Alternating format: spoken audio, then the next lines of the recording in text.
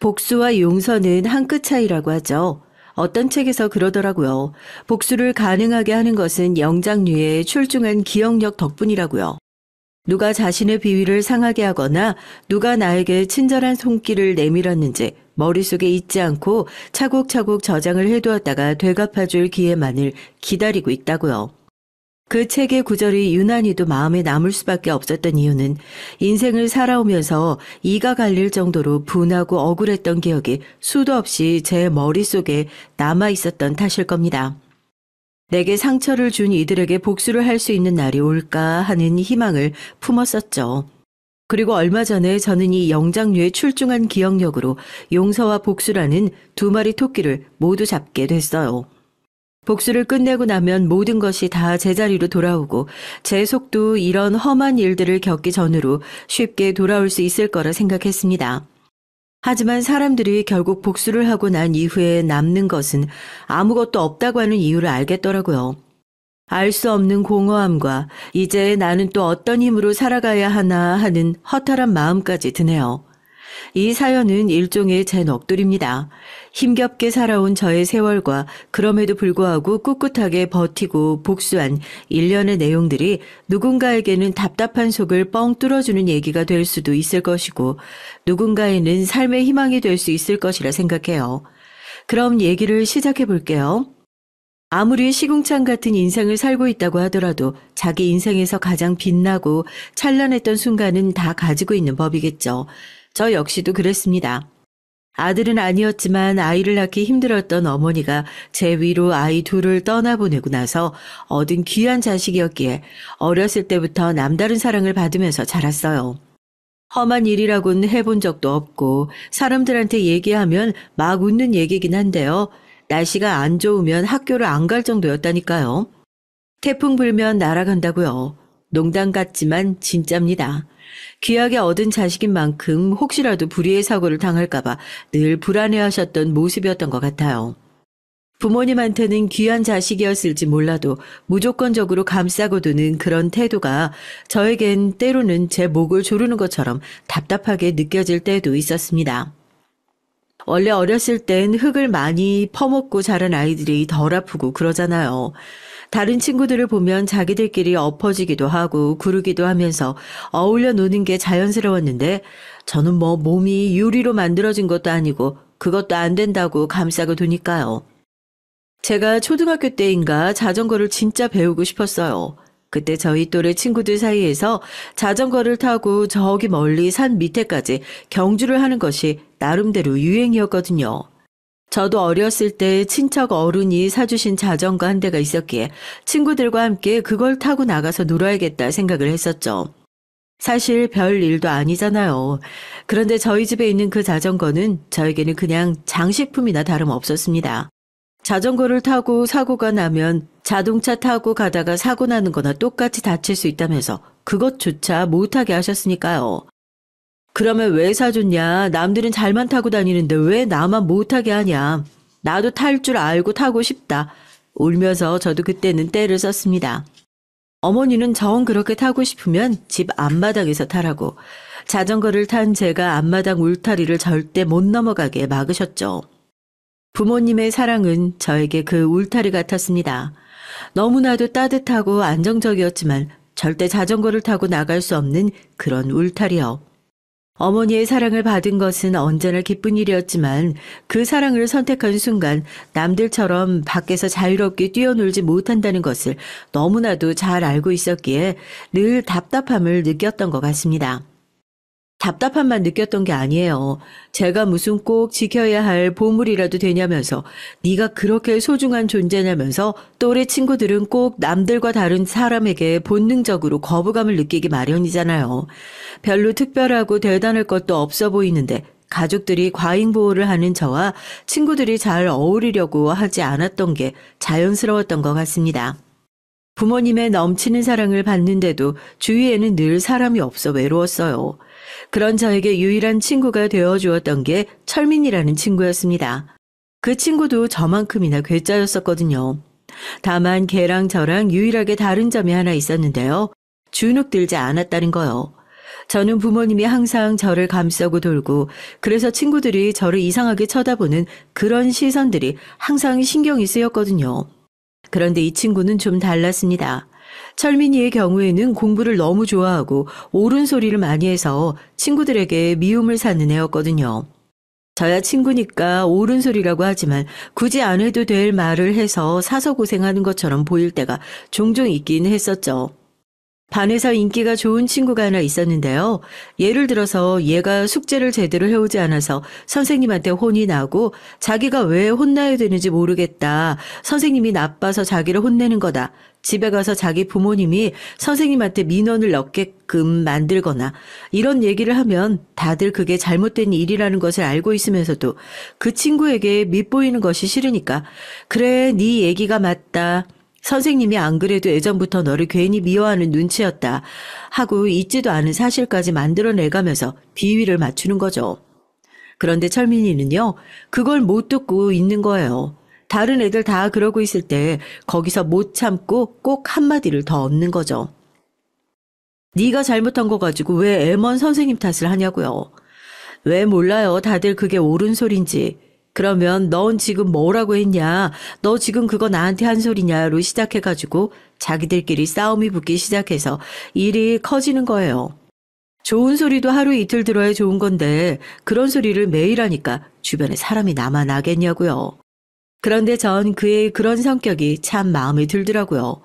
부모님한테 항상 보호만 받고 사니까 내성적이고 소심한 성격으로 자란 저에게 언제 어디서나 눈치 보지 않고 자기 하고 싶은 말 속 시원하게 하는 모습이 그게 참 좋아 보였습니다.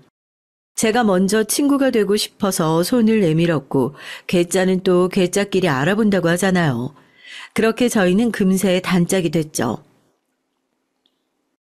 넌 그런 말만 안 하면 공부도 참 잘하고 애들한테 인기도 많을 것 같은데 옳은 소리 못하면 입에 가시라도 돋는 병이 걸렸니?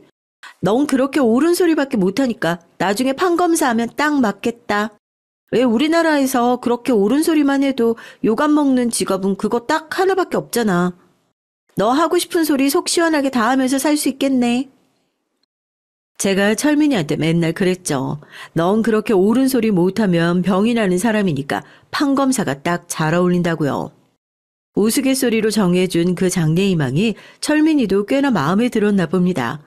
저한테 그랬어요. 자기가 판검사가 되면 세상에서 제일 공정하고 정의로운 세상 만들 거라고요.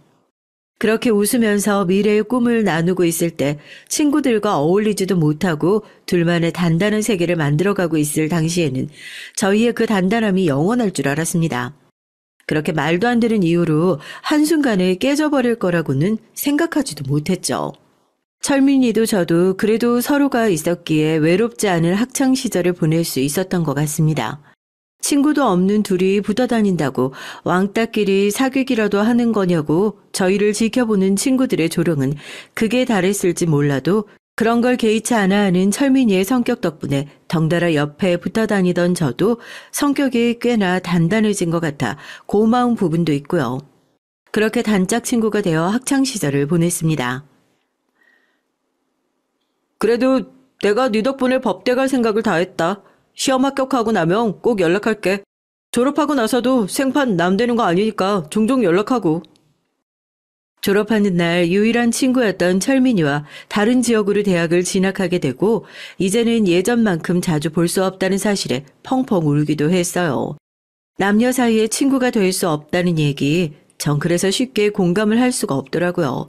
이성적인 호감이 아니더라도 서로에 위하는 마음은 그 어떤 의리를 가지고 와도 비할 수 없었다고 장담할 수 있습니다.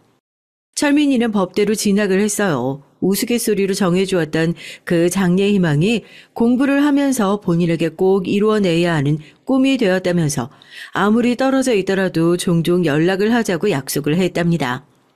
전 공부를 잘하는 것도 아니고 부모님 역시 그냥 대학만 잘 나와서 괜찮은 남자한테 시집을 보내는 것이 전부이신 분들이었기에 성적에 맞춰서 집 근처에 있는 그저 그런 대학을 나왔어요. 경영학과 공부가 잘 맞지도 않았고 성적도 그냥저냥. 그래도 대학을 다니면서 한 가지 좋았던 점은 대학교는 고등학교와 달리 적은 인원이 아니었으니까요. 100명이 넘어가는 학부 안에서 누가 뭘 하고 사는지, 누가 친구들과 잘못 어울리고 다니는지 서로에게 크게 관심이 없었죠. 사람들과 잘 어울리지 못하고 친구를 잘 사귀지 못하는 저의 성격은 중고등학교 시절이나 대학 때나 달라진 게 없었지만 개인주의 성향이 가득한 수많은 사람들 속에서 저의 답답함은 생각보다 그렇게 많이 티가 나지 않아서 참 다행이라 생각했습니다. 철민이와도 종종 연락을 했어요. 옳은 소리를 참지 못하는 성격 때문에 대학에 들어가서도 고생을 하고 있을까봐 걱정을 했는데 다행인지 불행인지 쏟아지는 공부 덕분에 그런 사사로운 일에는 일일이 신경을 쓰지 않은 사람으로 나름대로 잘 성장하고 있더군요. 그래도 가끔씩 만나 서로의 근황을 나누는 것이 꽤나 즐거운 시간들이었는데 졸업을 하고 나서부터는 확실히 저희의 노선은 달라지기 시작했습니다. 한번 말한 것은 꼭 지키는 사람이었던 철민이는 정말로 검사 시험에 합격했다는 소식이 전해져 왔어요. 철민이에게 그 소식을 전해드릴 때 전 오히려 그에 비하면 너무 볼품없는 인생을 사는 것만 같아서 부끄럽기도 했었죠. 대학을 졸업하고 나서 남들 다 그렇듯이 특별할 것 없는 직장에 들어가서 직장 생활을 하다가 부모님의 주선으로 선을 보러 다니게 됐습니다. 자기 말 잘 들어줄 순종적인 여자를 찾는 사람들. 정말 선이라는 것은 선이 아니면 결혼할 수 없는 사람들이 최후로 선택하는 수단 같은 것일까요? 만나는 남자들마다 이런 사람들에게 나의 남은 평생을 맡긴다고 생각하면 아찔하기만 하고 그래서 부모님의 닥달에도 계속해서 거절에 거절을 거듭하고 있었을 때 남편을 만났습니다. 큰 사업체를 운영하고 있다는 얘기에 여태까지 나왔던 사람들이랑 별반 다를 바가 없다고 생각했었는데 소탈하지만 호탕한 성격, 돈을 잘 번다고 해서 남을 깎아내리려는 마음도 전혀 없었고 그래도 돈을 써야 할 곳이 있으면 아끼지 않고 시원시원하게 쓰는 모습도 좋았고요. 사람은 자기와 다른 모습의 사람에게 끌린다고 하잖아요. 남편한테 끌린 이유도 그런 거였습니다. 부모님께서 과잉보호를 하는 것이 싫다고 징징거리면서도 정작 그 울타리 안에서 벗어나려는 적극적인 노력 한 번조차 제대로 하지 않으려는 저와 달리 남편은 독립적이고 어딜 가서도 주눅들지 않는 성격이었죠.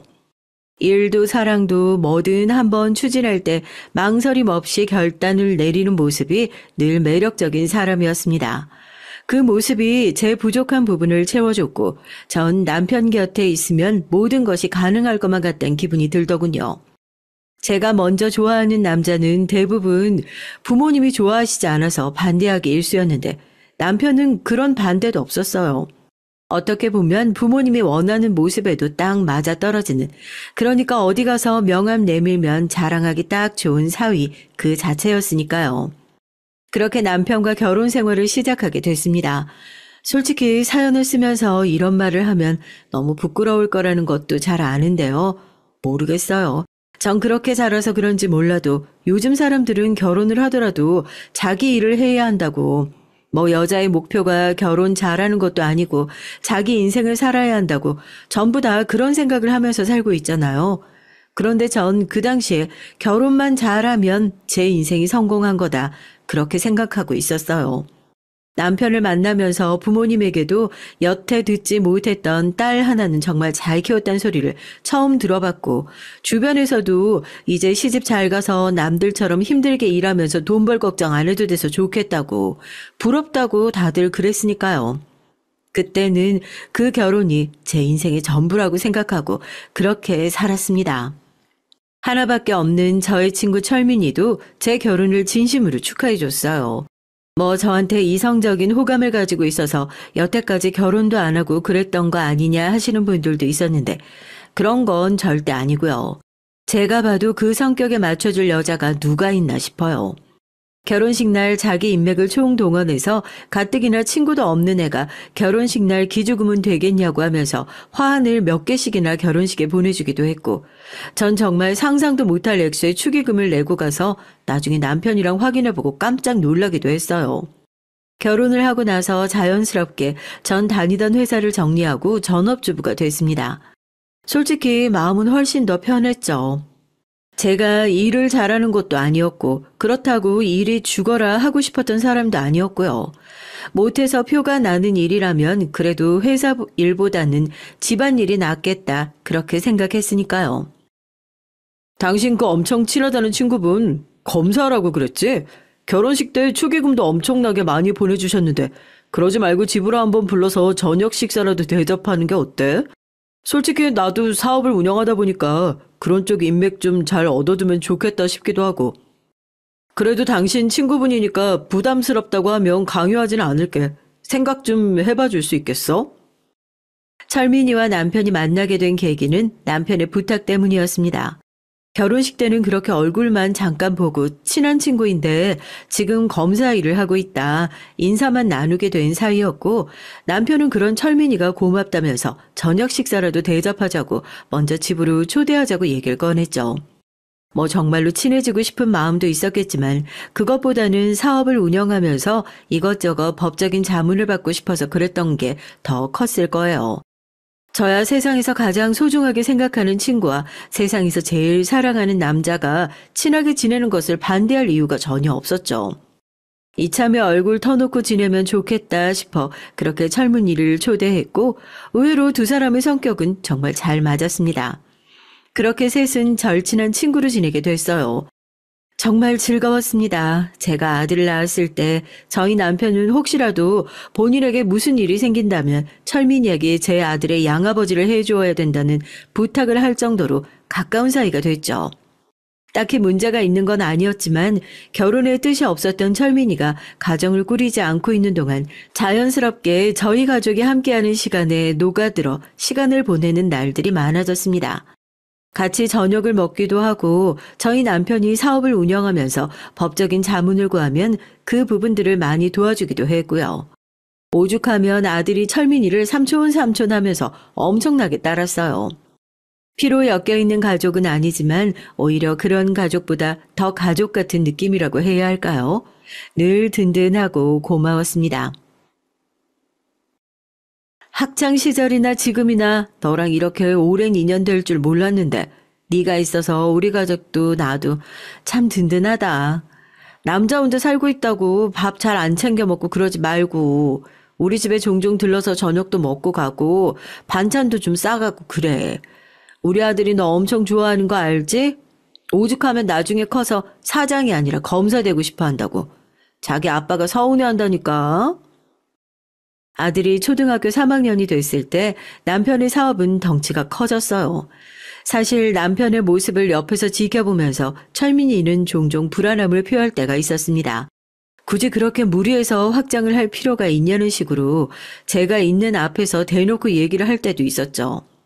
그럴 때마다 남편은 특유의 그 호탕한 웃음으로 사내대정부가 이 세상에 태어나서 칼을 뽑았으면 무라도 썰어야 된다는 식으로 얘기를 하면서 넘어가곤 했죠. 그때쯤에서 남편이 만나러 다니는 사람들이 많아지면서 저도 걱정이 늘었어요. 철민이는 빈말을 하는 사람은 아니었으니까요. 남편을 붙잡고 저랑 아들은 그렇게 욕심이 많은 사람이 아니다. 그냥 우리 그릇에 맞게 살아도 된다. 이 정도도 충분히 풍족하고 여유로우니까 무리해서 사업을 더 늘릴 필요가 없다고 남편에게 몇 번이나 더 얘기를 했습니다. 당신이 몰라서 하는 얘기야. 남자한테 돈만큼이나 중요한 게 명예라고. 우리 아들이 다 자라서 성인이 됐을 때 돈 많은 아버지를 존경할 것 같아? 아니야. 결국 존경받는 건 명예로운 아버지라고. 걔가 왜 학교에서 장래 희망 써서 내라고 하면 사업가가 아니라 검사를 써서 내겠어? 결국에 다 같은 맥락인 거야. 무리할 일 없으니까 걱정하지 마. 대체 어떤 사람들을 만나고 다니는 거냐고, 무슨 일을 하는 거냐고 남편에게 물어보면 스스럼 없이 얘기를 해주던 남편은 이제 사라지고 없었습니다. 여자가 집안에서 일어나는 일만 신경 쓰면 됐지 집 밖에서 일어나는 일에 사사건건 신경 쓰기 시작하면 피곤해진다면서 대화를 피하는 날들이 늘어났고 정말로 자다가도 연락을 받고 뛰쳐나가는 일도 빈번했어요. 몸만 바빠진 것이 아니었습니다. 저에게 생활비를 하라면서 한 달에 건네주는 돈의 액수는 말도 못할 정도로 많아졌지만 남편은 예전과는 비교가 안 될 정도로 날카로워지고 완전히 다른 사람이 된 것 같았죠. 퇴근을 하고 나서 아니면 주말이 됐을 때 아들과 함께 철민이를 불러서 계곡에 놀러 가서 백숙을 먹고 등산을 다니고 하는 것들은 우리가 그런 일을 했었나 싶을 정도로 완전히 옛날 얘기가 되어버린 것 같았죠. 남편은 확실히 달라졌습니다. 인정하고 싶지 않았지만 그때 전 어렴풋이 느끼고 있었어요. 남편 눈에 가득 차 있는 저 욕심 때문에 큰 화를 불러올 수도 있겠구나 하고요. 그 불안을 확신으로 바꾼 것은 철민이의 연락이었습니다.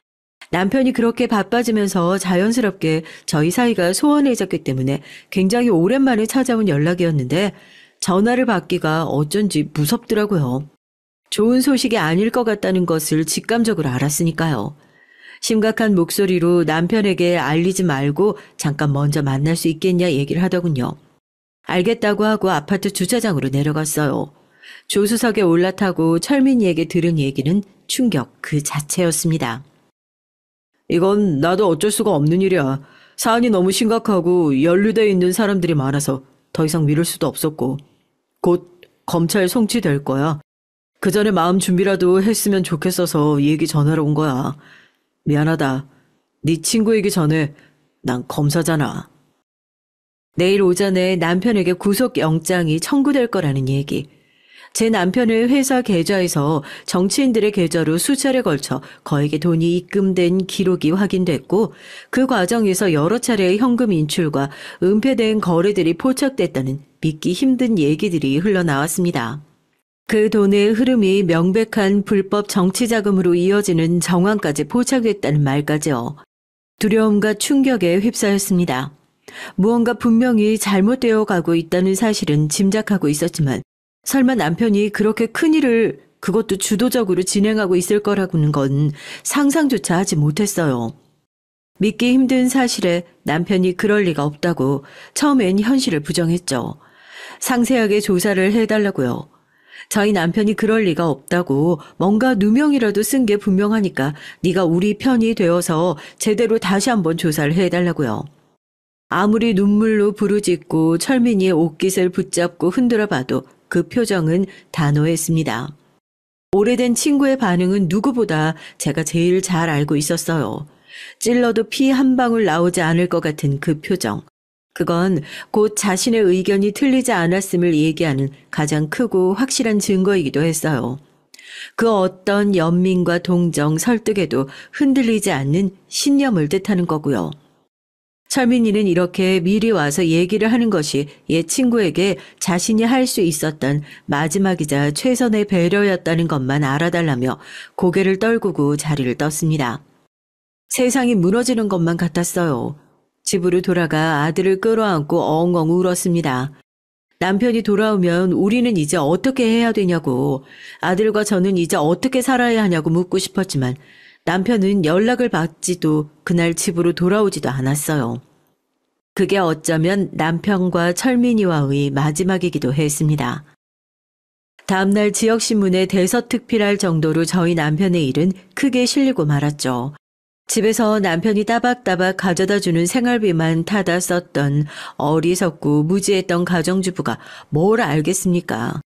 남편이 검찰로 끌려가면서부터 집안은 쑥대밭이 됐어요. 남편의 사업이 풍비박산난 것은 물론이고 사람들은 시도 때도 없이 집으로 들이닥쳐서 남편과 관련된 모든 것들을 쓸어 담았습니다. 지옥 같은 하루하루였죠. 행복함이 하늘을 찔렀던 만큼 그 상실감은 이루 말할 수 없었습니다. 남편에게 사업 자금을 대고 있었던 친정이 함께 무너졌었던 것은 물론이고 사업이 잘 나갔을 때는 줄을 대지 못해 난리였던 주변 사람들도 하루아침에 등을 돌리더군요. 인간관계가 얼마나 쉽고 빠르게 떨어져 나갈 수 있는 것인지 그제서 알았습니다. 법원이 영장을 발부하고 남편이 구속되어 수사를 받는 이후 1심에서 6개월간의 구속이 부여되어 재판이 시작됐어요. 큰 죄를 지었다는 것은 알고 있었지만 남아있는 아들을 생각하면 어떻게든지 남편을 끄집어내는 게 우선이라고 생각했습니다. 그러나 그마저도 제 뜻대로 되지 않았어요. 구치소에 수감된 남편은 스스로 목숨을 끊고 말았으니까요. 네가 여길 어디라고 와? 네가 여길 어디라고 오냐고. 내 남편 네가 죽인 거야. 알아? 내 남편 죽여놓고 네가 여길 어디라고 오냐고. 한 번만 도와달라고 그렇게 얘기했었는데 다신 내 눈앞에 나타나지도 마. 알겠어? 너만 아니었어도, 너만 아니었어도. 혹시라도 장례식에 찾아왔다가 안 좋은 소문에 연루될까 싶어 사람 하나 없는 장례식에 가장 먼저 찾아와 준 것은 철민이었지만 정 그런 철민이를 매몰차게 내쳤습니다.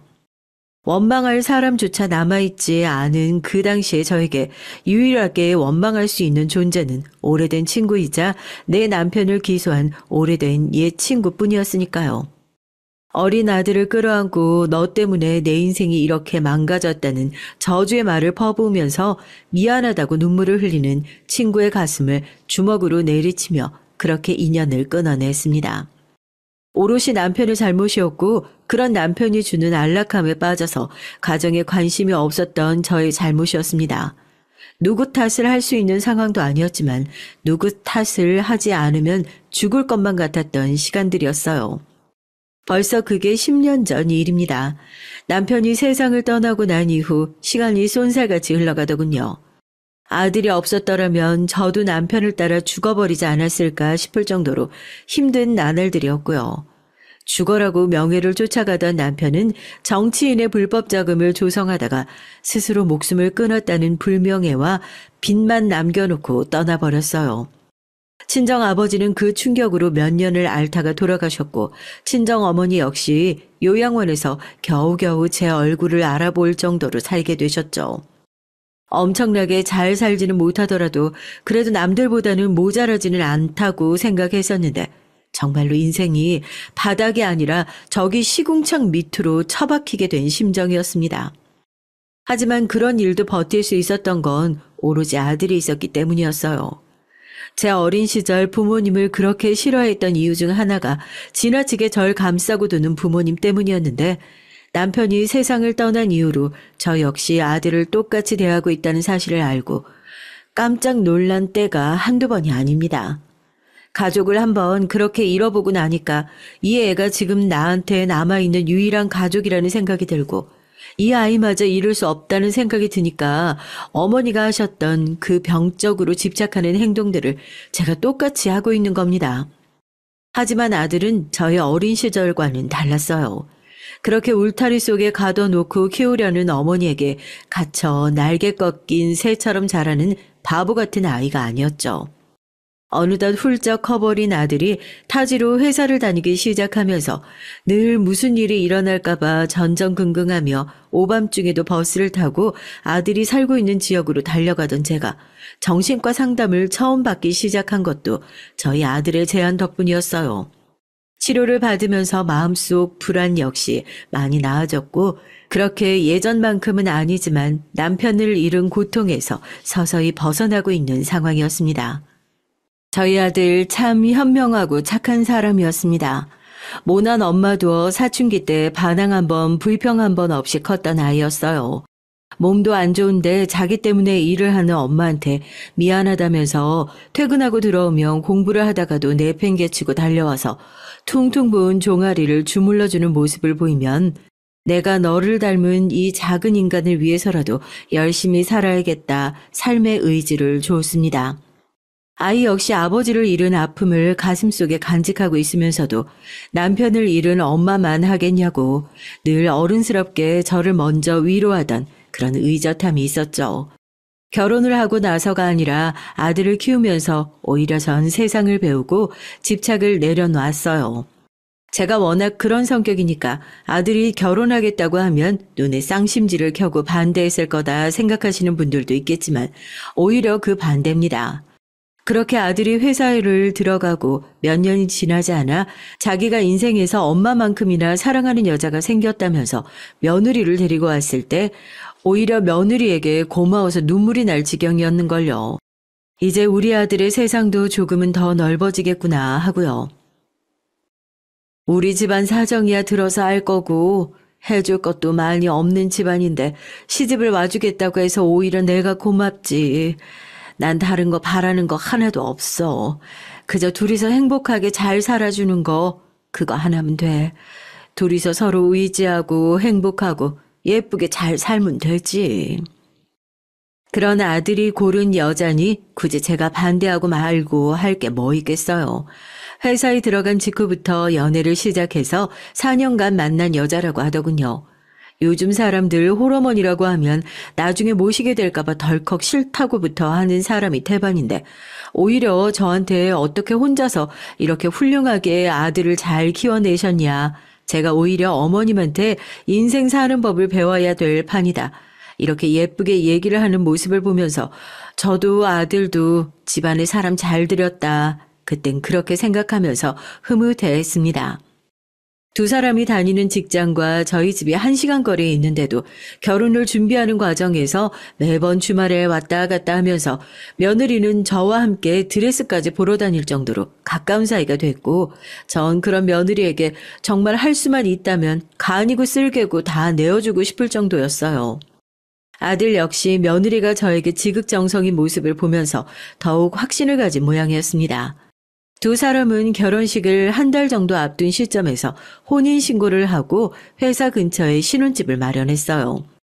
넉넉한 형편은 아니었지만 남들에게 부족해 보이지 않도록 저도 꽤나 무리해서 다이아 진주 세트를 예물로 맞춰줬고요. 아들이 무언가 잘못됐다고 느끼기 시작했던 건 신혼여행을 다녀온 직후였습니다. 신혼여행을 다녀오고 짐을 정리하고 저희 집으로 바로 인사를 오겠다고 하던 아들에게 갑자기 연락이 왔어요. 회사에 갑자기 일이 생겨서 정리가 되면 오겠다면서요. 사실 그럴 수 있잖아요. 신혼여행을 하루 이틀 가는 것도 아니고 긴 시간 자리를 비우다 보면 회사에 얼마든지 급한 일이 생겨서 돌아갈 수도 있는 거고요. 그런데 그 얘기를 듣는 순간 본능적으로 심장이 철렁하는 겁니다. 제 아들은 살면서 한 번도 저와 한 약속을 어긴 적이 없었거든요. 저희 아들이라면 회사에 만약 무슨 일이 생겼더라면 저희 집에 못 온다는 연락 대신 잠깐 얼굴만 보고 가야 할 것 같다는 얘기를 했을 거예요. 그런 아들이 일이 해결되고 나서 찾아뵙겠다는 얘기를 하는 걸 듣고 아들에게 뭔가 문제가 생겼구나 하는 것을 직감했습니다. 아들이 이렇게까지 얘기하는 것을 봐 쉽사리 얘기를 꺼낼 것 같지 않아 며느리에게 전화를 걸었죠. 회사에 무슨 일이 있는 게 맞아요. 집에 큰일 없는데 아마 신혼여행 기간 중에 갑작스럽게 일이 생긴 거라 당황스러워서 그런가 봐요. 저라도 따로 찾아뵙고 인사드릴게요. 오히려 며느리는 대수롭지 않아 보였어요. 며칠 후 며느리가 저희 집에 찾아와 신혼여행 때 산 선물이며 뭐며 이것저것 내밀더라고요. 덕분에 잘 다녀왔다고요. 저는 그런 며느리를 붙잡고 정말 동규한테 아무런 문제가 없는 게 맞냐? 회사 일이라는 건 대체 뭐냐? 걔가 절대 그럴 애가 아닌데 아무래도 그런 소리를 하는 게 이상하다. 내가 지금 집에 좀 가봐야겠다 얘기를 했지만 며느리는 저희 아들에게 혼자만의 시간이 좀 필요할 것 같다면서 괜찮아지면 어머님께 바로 연락을 드리라고 하겠다. 오히려 저를 안심시켰습니다. 그리고 며느리가 저희 집에 왔다 가고 나서 얼마 지나지 않아 아들이 찾아왔어요. 아들의 얼굴을 보자마자 깜짝 놀랄 수밖에 없었습니다. 저희 아들이 맞나 싶을 정도로 얼굴이 퀭해 있었으니까요. 대체 그 짧은 시간 동안 무슨 일이 있었던 건지 머리 사이로 희끗거리는 새치까지 보이는 것 같았죠. 전 그런 아들을 붙잡고 대체 무슨 일이 있었냐고 다그쳐 물었습니다. 아들은 뭔가 계속해서 말을 하려다가 마는 눈치였어요. 그때 아들을 더 다그쳐서라도 얘기를 확실하게 들었어야 했습니다. 전 아무것도 모르고 회사에서 그 정도로 힘든 일이 있으면 당장 그만두라고, 엄마한테도 말을 하기 어려운 얘기면 차라리 혜선이한테 얘기를 하라고 그랬어요. 얼마 전에 며느리가 집에 다녀갔는데 걔도 걱정이 이만저만이 아니라고. 아들은 며느리의 이름을 듣자마자 텅 빈 눈으로 저를 쳐다보면서 되묻더군요. 며느리가 저희 집에 왔다 갔냐고요. 당연히 알고 있는 얘기일 줄 알았는데 모르고 있다는 게 좀 의아하긴 했지만 그때는 아무런 생각 없이 신혼여행 다녀오고 나서 집에 들러 선물이랑 이것저것 전해주고 갔다고 얘기를 했어요. 내가 먼저 연락했지. 아무래도 네가 얘기를 안 해줄 것 같은데 무슨 일이 있는 것 같아서 걱정돼가지고. 엄마가 회사 일을 뭐 알길 하니? 아들은 이마를 짚으며 헛웃음을 짓더니 이만 나가보겠다고 하더군요. 제가 본 아들의 마지막 모습이 겨우 그런 모습이라는 게 전 아직도 가슴이 찢어질 것 같습니다. 평생 제가 키운 자식인데 왜 아들의 이상한 모습을 눈치채지 못했을까요? 누구보다 아들을 잘 알고 있다고 생각했었는데 왜 저는 바보같이 아무것도 알아차리지 못했던 걸까요? 그날 새벽 저는 시끄럽게 울리는 전화벨 소리에 잠에서 깨게 됐습니다. 아들이 스스로 목숨을 끊었다는 비보였어요. 믿을 수 없었습니다. 오늘 낮까지만 하더라도 우리 집에서 제 앞에 앉아 멀쩡히 얘기를 하고 가던 아들이었는데요.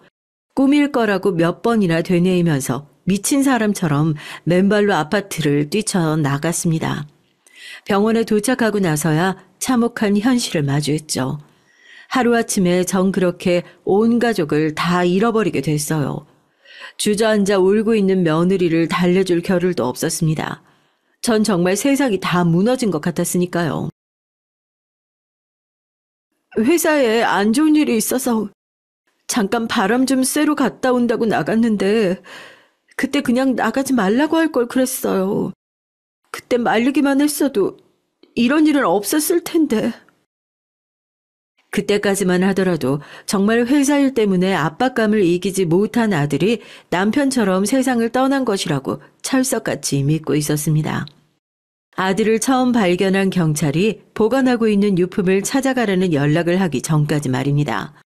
유서 한 장 없는 아들의 유품은 지갑과 핸드폰이 전부였어요. 대체 왜 이렇게 끔찍한 생각을 하게 됐을까? 아들의 핸드폰에는 뭔가 단서가 있지 않을까 해서 핸드폰을 들고 무작정 복원을 해준다는 업체로 찾아갔죠. 장례를 마치고 핸드폰을 찾으러 업체로 다시 돌아갔을 때 이 업체 직원은 한숨을 쉬면서 저에게 이 핸드폰 주인이 누구냐고 묻더라고요.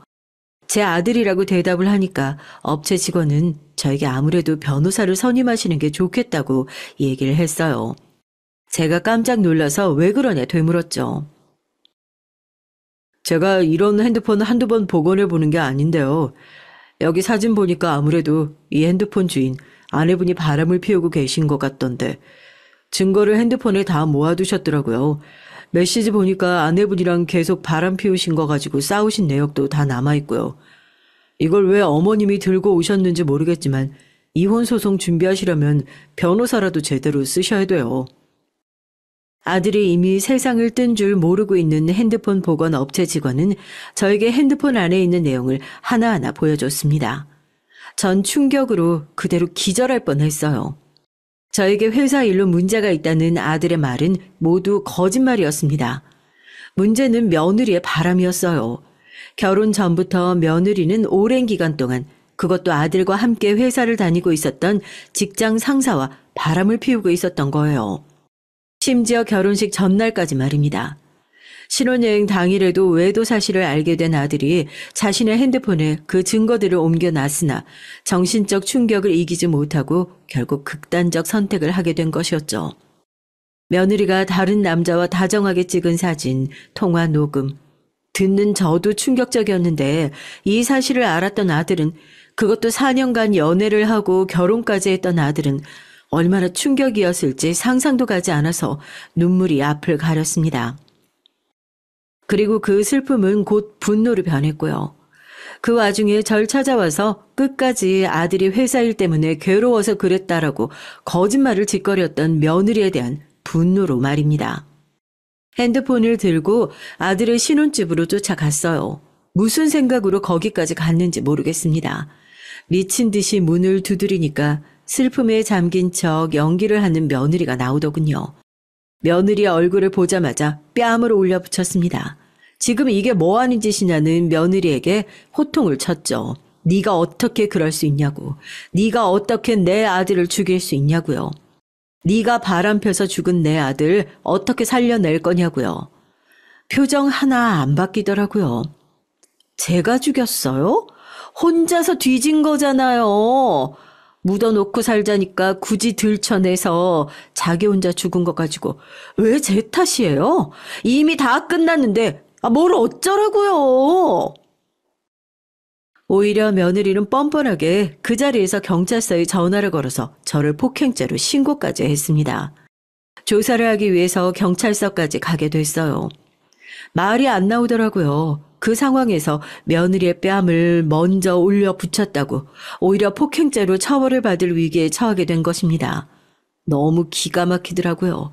억울하고 분하지만 이 세상에 나를 도와줄 사람이 하나 없다는 생각이 저를 더 억울하게 하고 작아지게 만들었습니다. 합의를 절대 해주지 않을 거라고 고래고래 소리를 지르는 며느리. 정말 뺨을 때리신 게 맞냐고 되묻는 경찰.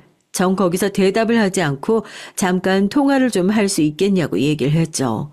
그리고 그 상황에서 왜 갑자기 생각이 났는지 모르겠지만 오랫동안 묻어두고 잊고 살았던 번호를 눌러봤습니다. 수화기 너머로 익숙한 목소리가 들리고 눈물이 왈칵 쏟아지더군요.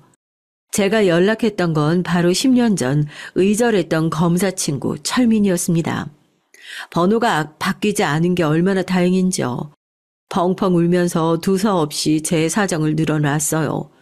갑작스럽게 온 제 연락이었지만 번호를 바꾸지 않았는지 당황한 기색도 없었어요.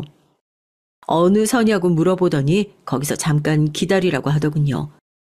근처에 있는 경찰에게 핸드폰을 전해달라고 그러기에 핸드폰을 전달해 줬더니 전화를 넘겨받은 경찰이 허리까지 숙여가며 전화를 받았습니다. 무슨 일인가 했어요. 30분도 지나지 않아 도착했습니다. 10년이 지났잖아요. 나이가 먹었는데도 여전하더군요. 대쪽 같은 얼굴로 황급하게 경찰서로 들어와서는 제 안위를 가장 먼저 살폈습니다. 아니, 소장님께서 여긴 웬일로 나오셨어요? 니네 지금 미쳤어? 여기 지금 당장 정리 안 해? 이분이 지금 누구신 줄 알고. 아이고, 검사님 죄송합니다. 저희 애들이 아직 뭘 몰라가지고 얘기를 들었어요. 폭행이 아니라 지금 오히려 이쪽에서 고소를 해야 하는 상황이고요.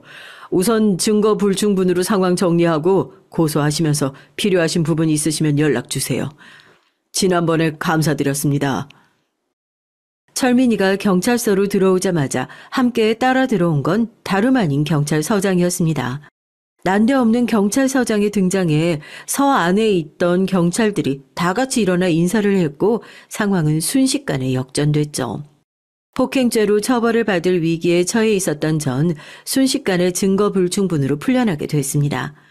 며느리는 기가 막히다면서 지금 눈앞에서 범죄자를 풀어주는 거냐고 소리를 지르고 경찰서에서 난동을 피우기 시작했어요.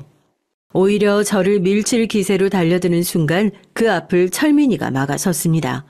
제 며느리는 철민이가 검사라는 사실도 제가 바람을 피우고 있다는 증거를 전부 가지고 있다는 것도 그 증거로 곧 고소를 할 거라는 사실도 전혀 알고 있지 못했으니 세상 무서운 줄도 모르고 달려들어 따지기 시작했죠. 이제 보니까 당신들 지금 한 통속으로 짜고 치는 거지? 범 무서운 줄 모르고 내가 이거 인터넷에 올리면 당신들 인생 끝장나는 거 한순간이야. 뭐 돈이라도 먹었어? 변호사 사칭하고 그런 게 얼마나 큰 죄인 줄 알기나 해? 여기 경찰서장이랑 짜고 다 돈 받아 먹어가지고 지금 범죄자 풀어준다고 내가 이거 인터넷에 싹 다 올려버릴 거니까 당신들 큰일 날까 하고나 해. 김혜선 씨, 당신 아직도 상황 파악이 안 되나 본데 지금 큰일 난 사람은 당신이에요. 내가 누군 줄 알고 지금 나한테 돈 받아 먹었다는 소리를 함부로 한 줄 알아요? 우선 이렇게 경찰서에서 경찰, 검사한테 금품 수수 혐의 뒤집어 씌운 거 모욕죄, 공무집행 방해죄 적용될 수 있다는 점 알고 계세요. 김혜선 씨, 당신 지금부터 원고 아니라 피고예요. 남편의 재산을 갈취할 목적으로 외도를 알게 된 남편이 스스로 목숨을 끊었다는 걸 알고 있었음에도 불구하고 그 사실을 은폐한 죄, 지금부터 김혜선 씨, 당신이 남편이 사망한 이후로 얻은 모든 경제적 이익, 외도 이후에 뱉어야 할 위자료, 청구권의 상속에 대한 죄를 상세하게 물을 테니까. 당신 인생이 얼마나 바닥까지 떨어지는지 한번 제대로 지켜봐. 알겠어? 철민이의 명함을 받아든 며느리는 곧 명함을 확인하고 소스라치게 놀라며 얼굴이 새하얗게 질렸어요. 그리고서는 털썩 무릎을 꿇으며 끝까지 혐의를 부인하기 시작하더군요. 저를 붙들고 본인은 절대 그런 적이 없다면서 제 아들이 모든 것을 오해한 거라고, 자기는 죽어도 그렇게 부정한 죄를 저지른 적이 없다고 단 한 번만 믿어달라고 거짓된 눈물을 쏟아내기 시작했습니다. 그 뻔뻔함에 치가 떨리더라고요. 어머님은 제가 그럴 사람이 아닌 거 절대 아시잖아요. 어머님도 저랑 같은 고통 겪어봐서 아실 거 아니에요. 저도 남편 그렇게 되고 나서 제정신이 아니어서 했던 소리예요. 제가 어떻게 감히 그런 짓을 할 수가 있겠어요. 다른 사람은 몰라도 어머님만큼은 저를 믿어주셔야죠. 저 절대 그런 끔찍한 짓 하지 않았어요. 제발 한 번만 믿어주세요. 네가 어떻게 감히 내 남편 얘기를 입에 올려? 네가 내 아들을 그렇게 만들어 놓고 감히 어떻게 내 남편 얘기를 입에 올려? 지금 일이 이 지경까지 왔는데도 끝까지 거짓말을 하는 거냐? 내가 설마 아무런 증거도 없이 여기까지 온 줄 알아? 네 인생 완전히 망가뜨릴 각오하고 왔어. 네가 지금부터 무슨 소리를 하는지 믿지도 않을 거다. 지금부터는 나도 내 아들 생각만 할 거니까 억울하게 세상 떠난 내 아들 억울함 풀릴 때까지는 설령 내가 마음이 약해지는 한이 있더라도 이 싸움 절대 끝낼 생각 없어. 어떻게 감히 네가 뻔뻔하게 나한테 그런 소리를 할 수가 있어? 지금 이걸 보고도 그런 소리가 나와? 네 양심이 있고 눈이 있으면 적어도 그런 소리를 하면 안 되는 거지. 제가 며느리 앞에 아들의 핸드폰을 내밀었습니다. 아들의 핸드폰을 알아본 며느리가 기겁을 하더라고요. 이미 제 아들의 모든 증거를 핸드폰에 다 모아두고 있었다는 것을 알고 있었던 모양입니다. 어머님이 어떻게 그걸 가지고 있냐면서 소운을 허우적거리면서 경찰서 바닥에서 벌떡 일어나 저에게 달려들어 미친 사람처럼 핸드폰을 빼앗으려고 하는데 사람이 어디까지 추악해질 수 있는지 알겠더군요. 난투극이 따로 없었어요. 거기가 경찰서있기에 망정이지 제가 따로 며느리를 찾아가서 그 증거를 들이밀었다가 악에 바치고 눈이 뒤집힌 며느리가 저에게 해코지를 했을지도 몰랐겠다는 생각이 버뜩 들더군요. 얼굴이며 목이 긁힌 채로 겨우 며느리를 떨어뜨려 놓고 핸드폰은 다시 철민이의 손에 넘어갔습니다. 다시 상황이 완전히 역전됐죠. 이대로는 도주의 위험이 있고 어떤 일을 저지를지 모른다고 하며 며느리는 그 자리에서 바로 구속수사를 진행하게 됐어요. 순간적으로 화를 참지 못해 자기 무덤을 자기가 판 꼴이 돼버렸죠. 아직도 저게 왜 어머님 손에 들어가 있는지 모르겠다고 중얼거리는 모습은 이미 제정신이 아닌 것 같았습니다. 사건은 아직도 계속해서 진행 중에 있어요. 대법원의 판례에서 저와 비슷한 사례가 있었다고 하더라고요. 며느리의 외도가 아들의 죽음의 직접적인 원인이 되기 때문에 위자료를 상속받을 수 있을 거라고 아무런 걱정하지 말라고 위로를 해주는데 어떻게 아무렇지 않을 수 있겠습니까? 몇천억을 받는다고 하더라도 이미 떠나버린 아들은 절대 제 곁으로 다시 돌아올 수 없을 텐데요. 그렇지만 제가 이 싸움을 절대 포기하지 않는 이유는 딱 하나입니다. 아들은 제 곁으로 다시 돌아올 수 없겠지만 그래도 그 억울함만이라도 어떻게든 풀어줘야겠다 싶으니까요. 그런 위기의 상황에서 10년 전 원망 가득한 마음으로 스스로 끊어냈던 옛 친구를 찾게 된 것이 부끄럽기도 하고 미안하기도 하지만 다행히 그 친구의 도움으로 어려운 고비를 잘 넘기고 있는 것 같아 다행이라는 생각이 듭니다. 재판을 준비하면서 캐캐 묵은 오해를 씻어내고 저도 그동안 하지 못했던 사과의 말을 전하며 이제는 정말 싸움에서 이겨야만 하는 어머니가 됐습니다. 든든한 친구가 있기에 재판은 승소로 끝날 것이라 확신하지만 그래도 마음이 편치 않고 불안한 건 어쩔 수 없나 봐요. 불안한 마음을 눌러보려 재판을 준비하는 어느 날 이렇게 사연을 남겨봅니다. 사연이 전달될 때쯤 모든 것들이 무사히 잘 마무리되어 있길 바라봅니다. 안녕하세요. 저는 40대 중반의 평범한 아줌마입니다. 남편도 있고 아들 하나, 딸 하나씩 낳고 우리 네 식구 단란하게 살고 있어요. 그런데 최근 저에게 어처구니 없는 일이 생기고 말았습니다. 그 사건 때문에 너무 화가 나는데 어디다 하소연할 데도 없어서 이 채널에 사연을 보내게 됐어요. 여러분 혹시 그런 일은 없어야겠지만 가족이라는 이유로 내 카드를 훔쳐가서 마음대로 쓰는 사람이 있다면 어떻게 하시겠어요? 전 그런 일이 바로 저에게 일어날 줄은 꿈에도 몰랐습니다.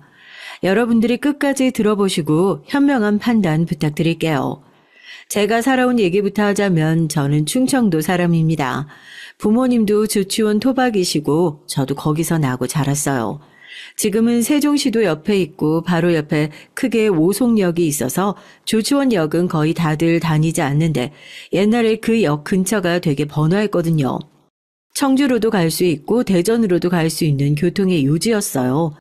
바로 그 조치원역 앞에서 제 부모님은 국밥집을 하셨습니다. 선짓국만 전문적으로 파는 집이었는데 장사가 꽤 잘 됐죠. 보통 역 앞에 국밥집들이 많잖아요. 하지만 유독 우리 선짓국 국밥집에만 손님이 많이 오셨죠. 한 번 오신 손님은 단골이 되는 것도 물론이고요. 하지만 전 어릴 때 국밥집을 하시는 부모님이 싫었습니다. 매일 선짓국 냄새가 배인 옷으로 학교에 가면 친구들이 냄새난다고 놀렸거든요. 그리고 가게에서 소, 돼지피를 보기만 해도 끔찍하고 토가 나올 것 같았어요. 그래서 전 선짓국을 지금도 안 먹어요. 너무 그 냄새가 싫고 역하거든요. 어쨌든 제 부모님은 팔다 남은 선짓국을 가지고 오셔서 저녁으로 먹으라고 하실 때가 많았습니다. 그러면 전 안 먹겠다고 고집스럽게 굶기도 많이 했죠. 너 또 밥을 안 먹어? 네 동생은 아무것도 안 가리고 잘 먹는데 영지 넌 왜 이렇게 입이 짧아서 이 엄마 속을 썩이니? 엄마, 맨날 선짓국만 가져와서 먹으라고 하니까 내가 어떻게 먹어? 나 진짜 선짓국 지겨워. 싫단 말이야. 아이고, 네가 배가 불러서 그래. 굶어봐라, 정신 차리지. 그래, 먹기 싫으면 먹지 마. 용훈아, 네가 누나 것까지 다 먹어라. 아싸, 누나 그거 안 먹을 거면 놔줘. 안 그래도 밥 모자랐는데. 제 밑으로 3살 차이가 나는 남동생이 있는데요. 정말 먹성이 좋아서 아무거나 다 잘 먹었고 그 덕에 키도 크고 덩치도 엄청 커졌죠.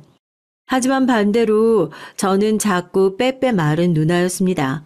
그래서 어릴 적엔 동생이 저한테 누나 대접도 안 했어요. 툭 하면 부모님 몰래 저를 괴롭히고 때로는 때리기도 했죠. 전 그런 동생도 정말 꼴보기 싫었습니다. 어머니가 제가 먹을 밥까지 다 동생한테 줘버리면 나중에 아버지께서 어머니 몰래 저에게 밥을 대신 먹을 감자나 고구마 같은 걸 쥐어주셨어요. 배가 고팠던 전 그걸 허겁지겁 받아 먹었고요. 그러면 아버지는 천천히 먹으라며 물도 떠다 주시곤 했습니다. 아버지는 딸인 저에게 한없이 너그러우신 분이었어요. 어머니가 제 입맛 까탈스럽다고 혼낼 때 옆에서 막아주시기도 했고요. 전 그런 아버지라도 안 계셨으면 집에서 버틸 수 없었을 겁니다. 전 친정엄마의 억척스러운 면이 이해가 안 갔어요. 제 기억 속에서 어머니는 항상 국밥집 일에만 올인하셨거든요. 그 때문에 저와 동생은 학교 생활에 많은 제약을 받았습니다. 옛날엔 반장 엄마, 정교회장 엄마들, 같은 감투 쓴 엄마들 말만 들었던 선생님들이 많았잖아요. 촌지 같은 것도 공공연히 대놓고 바라는 선생님들도 많았고요.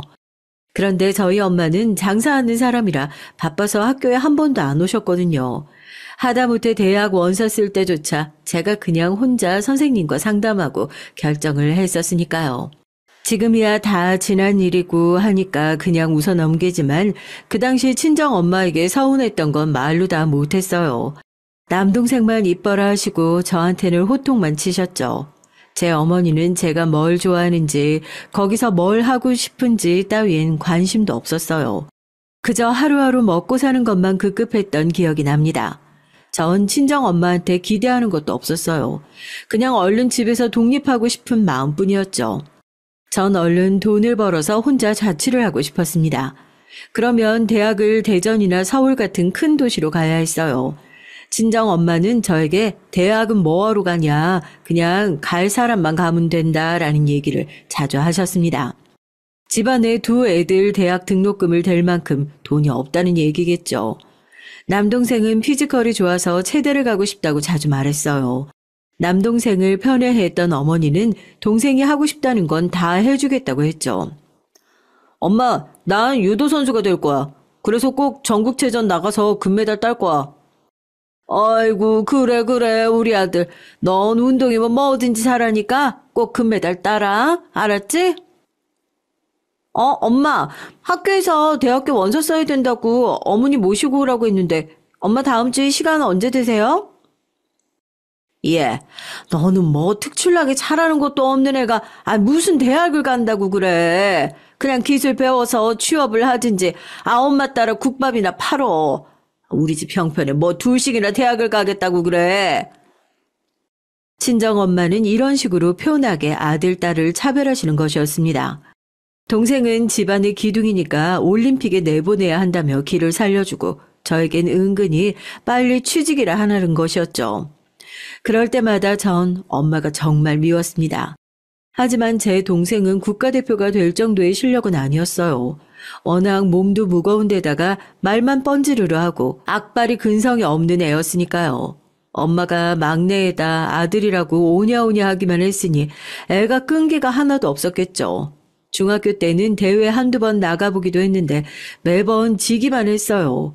기대만큼 성적이 나오지 않으니까 하루는 코치가 어머니를 불러서 딱 잘라서 말하더라고요. 제 동생은 운동 재능이 없다고요. 용훈이 어머니, 서운해하지 마시고 들으셨으면 좋겠습니다. 용훈이 지금이라도 다른 걸로 진로 알아보세요. 얜 유도로는 안 돼요. 초등학교 4학년 때부터 중3까지 했는데요. 지금 학교에서 아드님만 노메달입니다. 그냥 이 정도면 재능이 없는 거예요. 아이고 선생님, 그러지 마시고요. 우리 아들이 체대를 가고 싶어 하는데 기회 좀 주세요. 네? 제가 이렇게 부탁드립니다.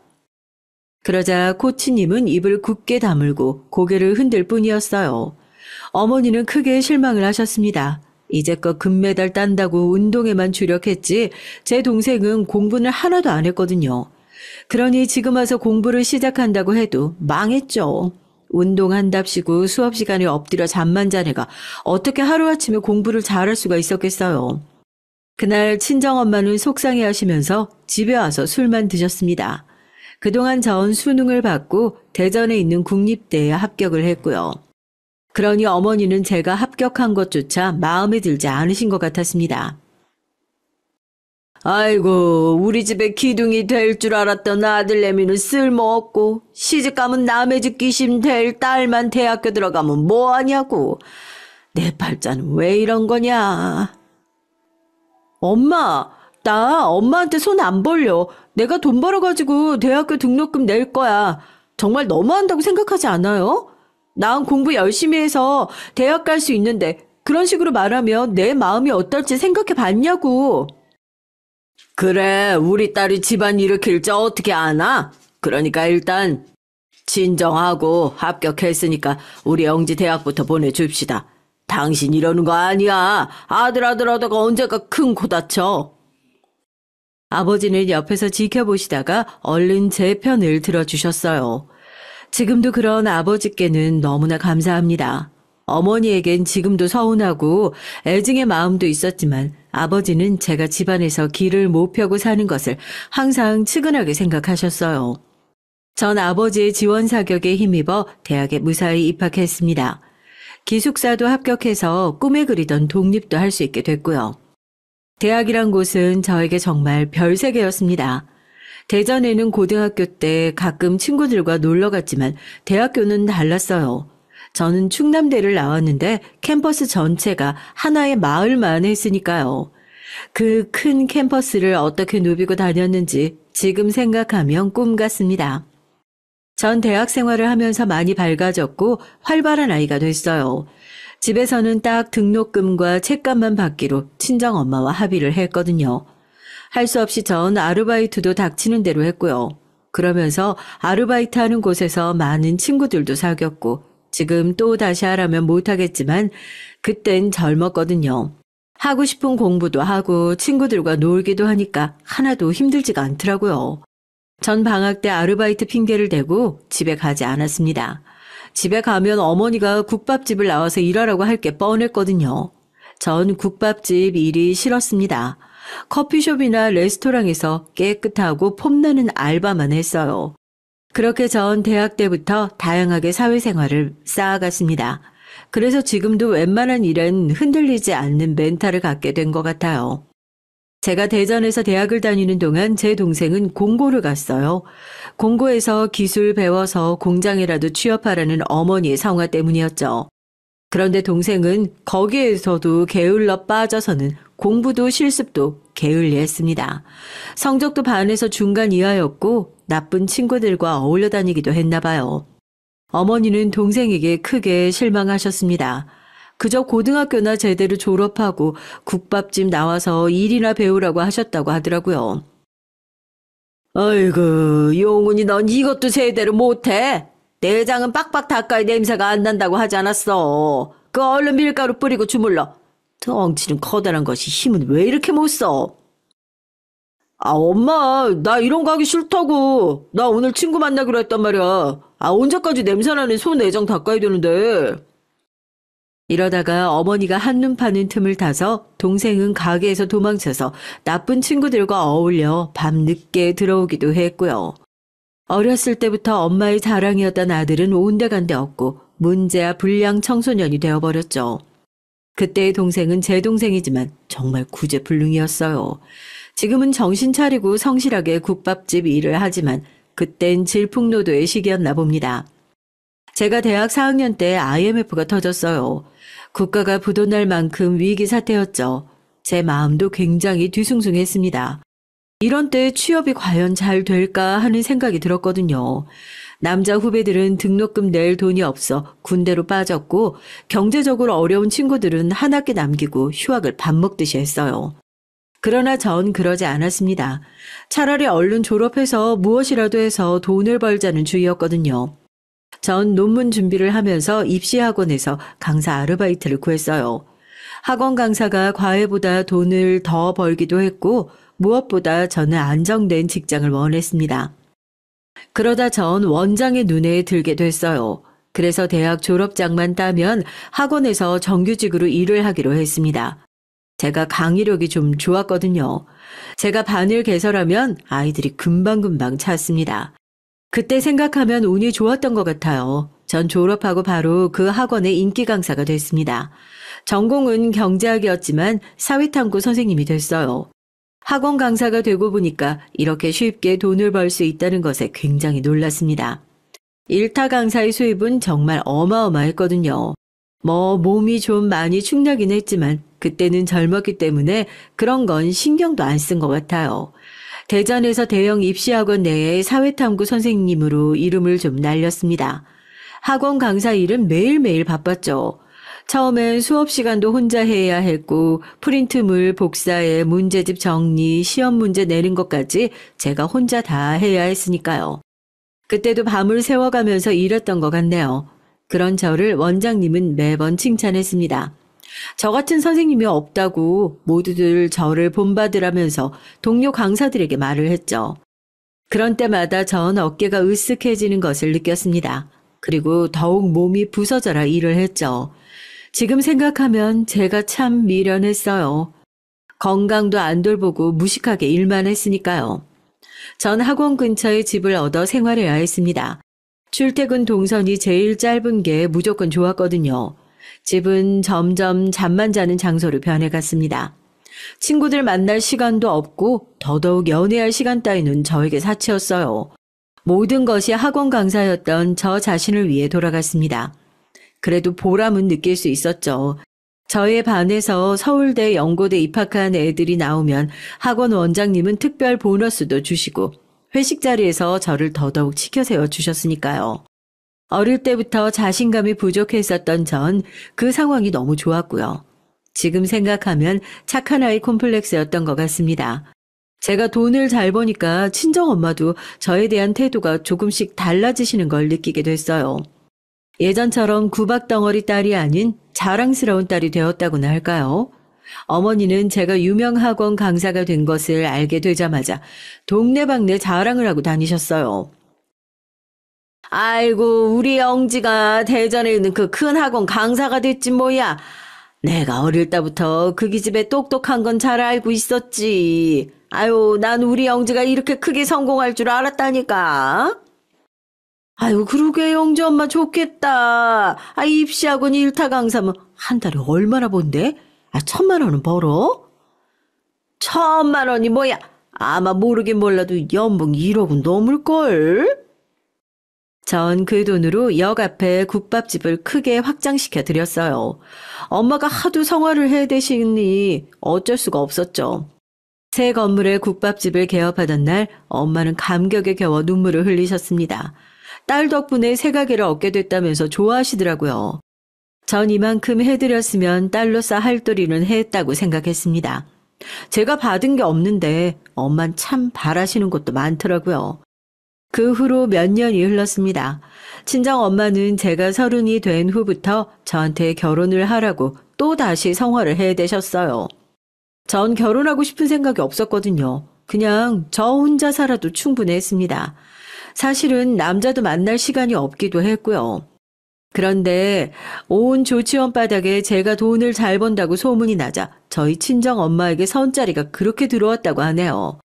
저희 엄마가 만나보라는 사람들을 없는 시간 쪼개서 몇 번 만나봤어요. 하지만 모두 제 마음에 들지 않았습니다.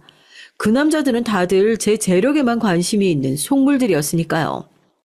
엄마, 저 결혼할 생각 없어요. 그러니까 선자리 함부로 받아주지 마세요. 저 결혼보다 제 학원 차려서 애들 가르치고 돈 버는 게 더 급해요. 예, 영지야. 너 지금 결혼 정년기야. 조금만 더 지나봐. 그 선 들어오는 것도 없어져. 결혼을 해야 비로소 어른이 되는 거지. 한 살이라도 젊을 때 얼른 시집가. 그래, 애 낳을 때 고생 안 해. 엄마 말 명심해. 너 나중에 후회하지 말고. 제 엄마지만 정말 답답한 소리였어요. 결혼은 사랑하는 사람하고 해도 나중에 잘 살지 어쩔지 모르는데 말이죠. 나이 됐다고 떠밀려서 하는 결혼만큼은 절대 사양하고 싶었습니다. 전 젊은 나이에 고속 승진을 해서 그 학원의 일타 강사이자 부원장이 됐어요. 30대에 일은 성공을 하고 나니 차도 사고 싶고 집도 사고 싶더라고요. 옛날에 가난했던 시절은 생각도 나지 않았습니다. 그러다가 전 남편을 만나게 됐어요. 처음엔 몸이 너무 찌뿌둥하고 아파서 헬스장에 다녀볼까 했었습니다. 사무직 고질병인 디스크도 좀 있었고 해서 전 집 근처 헬스장을 알아봤고요. 남편은 거기서 PT 선생님으로 일하고 있었어요. 남편은 시원시원한 외모에 뼛속까지 체육인인 사람이었거든요. 근육도 울끈불끈하고 키도 크고요. 왜 그런 사람들 있잖아요. 자기와 반대 성향의 사람에게 쉽게 끌리는 스타일이요. 전 남편의 서글서글한 성격과 키와 건강미에 반하고 말았죠. 하지만 결혼은 저와 인연이 없다 생각했기에 그 마음을 드러내려 하지 않았습니다. 그저 그 남자가 가르쳐주는 대로 묵묵하게 운동만 하고 시간이 되면 칼같이 헬스장을 떠났죠. 그러던 어느 날 제가 심하게 감기가 걸려서 헬스장을 며칠 빠졌던 적이 있었어요. 그랬더니 그 사람은 저에게 전화를 했습니다. 회원님, 요즘 왜 운동 안 나오세요? 무슨 일 있으신 거예요? 목소리가 많이 안 좋으신 것 같은데. 아, 제가 독감에 걸려서요. 나으면 나갈게요. 죄송합니다. 회원님 집이 어디세요? 제가 감기약이랑 죽 좀 사다 드릴게요. 문자로 집 주소 좀 보내주세요. 그때는 아파서 마음이 많이 약해져 있었기에 그 남자의 친절이 싫지 않았습니다. 전 고맙다고 말하면서 집 주소를 보내줬고 남편은 감기약과 죽을 사가지고 제 집으로 금방 달려왔더라고요. 아픈 줄 알았다면 좀 더 빨리 왔을 거라고 하면서 그 사람은 제가 아파서 못했던 청소와 설거지까지 해주고 갔어요. 그게 너무 고맙더라고요. 그 일을 계기로 저희들은 사귀는 사이로 발전하게 됐습니다. 연애를 하게 되니 남편은 저에게 과할 정도로 친절하더라고요. 저를 무슨 유리 인형처럼 깨질까 다칠까 애지중지했어요. 공주 대접은 난생 처음 받아보는 것이라 좋기도 했지만 얼떨떨하더라고요. 심지어 남편은 제가 할 수 있는 일들까지 저보고 가만히 있으라면서 못하게 했고요. 전 그런 건 너무 과하다고 했지만 그럴 때마다 남편은 이렇게 말하는 것이었습니다. 나도 손 있고 걸을 수 있는데 사소한 것까지 해주려고 하지 마요. 나 그거 부담스러우니까 내가 할 수 있는 건 내가 할게. 아니야. 자기는 너무 작고 소중하니까 내가 다 해주고 싶어서 그래.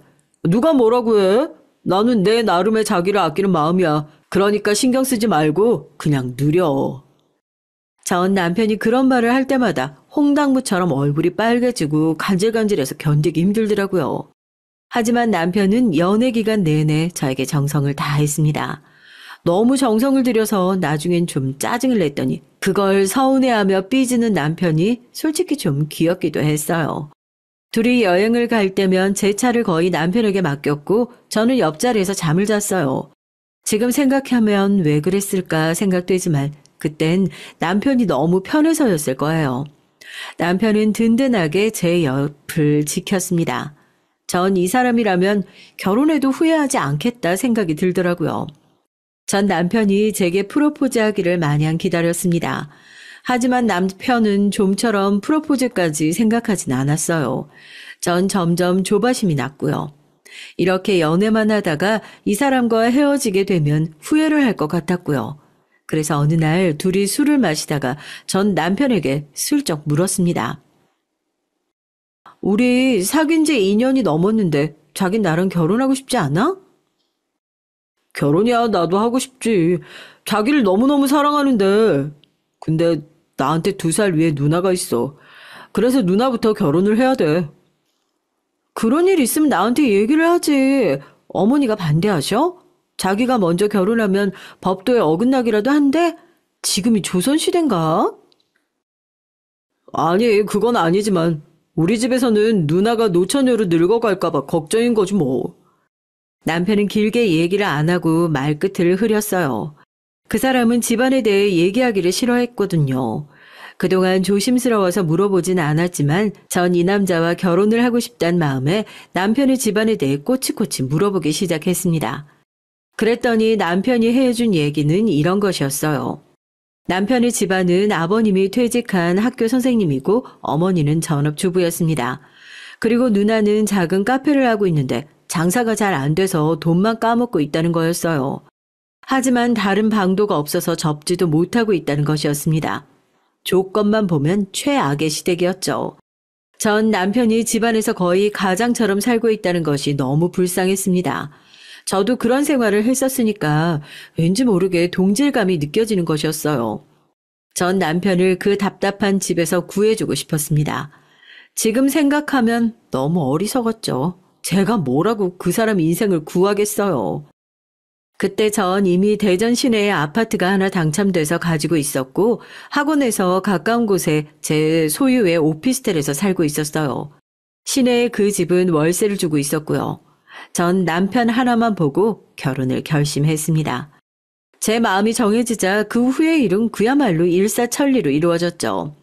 우선 저희는 상견례를 하기로 의논했습니다. 저는 대전 시내에서 가장 좋은 호텔의 양식당을 예약했고요. 남편은 제 추진력에 놀랐다고 나중에 말하더라고요. 제가 한번 마음을 먹으면 앞뒤 재지 않는 성격이긴 해요. 상견례 자리에서 전 조금 주눅이 들었어요. 처음 보는 예비 시부모들이 무척이나 엄한 인상이었거든요. 저희 어머니는 시아버지 될 분이 선생님이셨다고 하니까 무조건 찬성을 하셨습니다. 그런 집이라면 남편도 가정교육을 잘 받았을 것 같다고요. 그런데 시어머니가 좀 문제였죠. 저희 친정이 국밥집을 한다고 하니까 대번 탐탁지 않은 표정을 하셨습니다. 조치원역 앞에서 국밥집을 하신다고요? 그거 뭐 조그만 국밥집 한다고 얼마나 돈 벌겠어요? 돈도 돈인데 사람들이 교양은 있을까 몰라. 우리 남편은 고등학교 영어 교사였어요. 평생 공부하고 애들 가르치고 그것밖에 모르는 사람입니다. 아이고, 그저 우리 딸 잘만 봐주세요. 아유, 우리 딸도 학원서 잘 나가는 강사입니다. 국밥집 딸이지만 출세해서, 지금은 아파트 한 채, 오피스텔 한 채 가지고 있어요. 차도 외제차고요. 아우디라고 아실라나 몰라? 이 사람, 그런 얘기를 뭐하러 하나? 제 딸이 좀 능력은 있긴 합니다. 아유. 친정엄마가 자랑을 늘어놓자 시어머니의 눈이 휘둥그레졌죠. 그도 그럴 것이 저희 친정을 깔보고 결혼을 파토내려고 오셨던 시어머니였거든요. 그런데 제가 가진 재산이 많으니까 놀라서 바로 태세 전환을 하시더라고요. 저희 시어머니도 참 속물은 속물이에요. 아버님, 어머님, 저 이 사람과 결혼해서 잘 살 자신 있어요. 이 사람 누나 때문에 결혼 망설이고 있다고 들었거든요. 요즘 세상에 결혼하는데 순서가 없다고 생각합니다. 제발 허락해 주세요. 저희들 정말 잘 살게요. 제가 이런 말을 하니까 시어머니는 기분이 안 좋으신 듯 보였습니다. 왜 안 그렇겠어요. 남편이 먼저 결혼을 하면 이제까지 남편에게서 받던 도움을 못 받게 되는 거니까요. 누나란 사람은 이 자리에 안 나왔지만 저희들 결혼에 동조할 것 같진 않았습니다. 그래서 전 조건을 걸었죠. 남편이 집안에 보태드린 돈은 당분간 계속 드리겠다고요. 그랬더니 시부모님은 겨우 결혼을 허락해 주시는 것이었습니다. 저희는 결혼 후 신혼살림을 제 소유의 아파트에서 시작했어요. 제가 살던 오피스텔은 세를 줬고요. 첫 3년간은 너무나 행복했습니다. 시댁에서 과한 간섭도 하지 않았고 친정 역시 국밥집 일이 바빠서 저희는 둘만의 시간을 보낼 수 있었거든요. 남편은 정말 저만을 위해서 살았다 해도 과언이 아닐 정도였습니다. 남편은 결혼하고 얼마 안 되어 헬스장을 그만두고 제가 학원 일에 올인할 수 있도록 집안일을 도맡아 했어요. 어디 갈 데가 있으면 항상 운전도 다 해줬고요. 꼭 제 매니저라도 된 것처럼 말이죠. 그러다 보니 저는 편했지만 남편이 조금씩 걱정되기 시작했어요. 남자가 주부처럼 집안일만 해도 되나 이런 생각도 들었고요. 그래서 어느 날 저는 남편에게 조심스럽게 물어봤습니다. 자기야, 당신 다시 헬스장에 나가서 일하는 건 어때? 요즘엔 남자 주부들도 있다고 하는데 난 당신이 헬스장에서 일하던 때가 더 좋아 보여서 그래. 당신 그때 참 멋있었는데 지금은 좀 힘도 없어 보이고 집안일은 일주일에 2번 파출부 아줌마 부르면 되니까 당신은 당신이 하고 싶은 일 해. 돈이 필요하면 내가 지원해 줄게. 아니야, 난 자기 뒷바라지 하는 게 좋은데 왜 그래? 난 당신만 있으면 돼. 혹시 자기, 내가 자기랑 집 챙겨주는 게 마음에 안 드는 거야? 난 외부 사람이 우리 집에 드나드는 거 싫어. 아니, 괜히 그런데 돈 왜 써? 내가 이렇게 튼튼한데? 남편은 빙그레 웃으며 절 안심시켰습니다. 그래서 전 정말로 남편이 나를 사랑해서 그런 말을 하나 보다라고 생각하고 바보같이 그걸 믿었었죠. 그땐 진짜 그런 줄만 알았어요.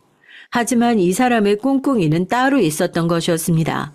그걸 알게 된 건 신혼 시절 3년이 지난 어느 날의 일이었어요. 남편이 난처한 얼굴로 저에게 부탁을 해오더라고요. 남편의 누나가 하던 카페에 빚이 많아서 카페가 당장 다른 사람에게 넘어갈 것 같다고요. 그러더니 저에게 한 1,000만 원만 누나에게 빌려주면 안 되겠느냐고 통사정을 하는 것이었습니다. 그 돈이 있으면 누나가 당장 카페를 안 넘겨도 된다는 것이었어요. 자기야, 내가 이런 부탁을 하는 건 면목이 없는데 우리 누나 웬만한 일로는 고집이 세서 넘어가질 않아. 그동안 누나한테 그 카페 정리하라고 부모님도 나도 설득 많이 했었는데 안 듣더라고. 그러니 이번만 당신이 1,000만 원만 빌려주면 안 될까? 그래. 그럼 내가 한번 당신 누나 만나서 얘기를 해볼까? 몇 년 전부터 계속 적자라고 하던데 자기 돈까지 꼬라박아 가면서 카페 운영하고 있다면서 그건 아무리 봐도 경제적으로 손해잖아. 제가 나서서 시누이를 설득한다고 하니까 남편 얼굴이 더 사색이 되더군요. 자기 누나는 무섭다고 하면서요. 누나가 한번 고집을 부리면 시댁 식구들도 못 말린다는 거였습니다. 하지만 전 그래도 한 달이 건너이니까 제 말은 듣지 않을까 싶었어요. 그리고 전 경제학과를 나왔으니 시누이네 가게의 문제점을 찾아 설득하면 될 것 같았죠. 지금 와서 하는 말이지만 그건 시누이를 몰랐던 제 잘못된 판단이었습니다. 그것도 모르고 전 가족이 됐으니까 시누이가 제 말을 진지하게 들어줄 거라고 생각했거든요. 전 시누이에게 전화를 걸어서 카페에서 만나자고 약속을 잡았어요. 시누이는 떨떠름하게 전화를 받더니 마지못해서 와보라고 하더군요. 전 잠시 점심시간에 짬을 내서 시누이가 운영하는 카페를 찾아갔습니다. 형님, 잘 지내셨어요? 결혼식에도 참석 안 하시고, 명절 때도 시댁에 잘 안 오시더라고요. 결혼하고 3년 넘었어도 한두 번밖에 못 뵌 것 같아서요. 내가 보다시피 가게를 하니까 여기 매여서 아무 데도 못 가. 결혼식에 참석 못한 건 미안해. 하지만 뭐 나 없어도 잘 돌아가잖아. 왠지 시누이가 쌀쌀 맞다는 생각이 들더라고요. 저와 거리를 두고 싶어하는 표정이 역력히 얼굴에 드러났습니다. 전 기분이 나빴지만 꾹 참았죠.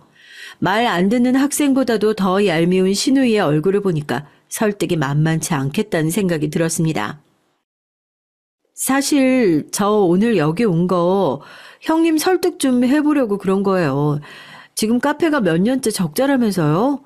그런데도 안 접으시는 이유가 뭐예요? 궁금해서 그런 거예요. 오해는 하지 마시고요. 내 동생이 동서한테 돈 1,000만 원만 빌려달라고 부탁했어?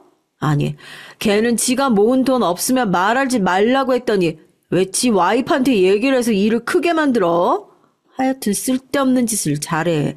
됐어. 나 자기한테 잔소리 들을 생각 없으니까 그냥 가. 돈 빌려줄 생각 없으면 시간 낭비하지 말고. 나 가르치려 들지 마.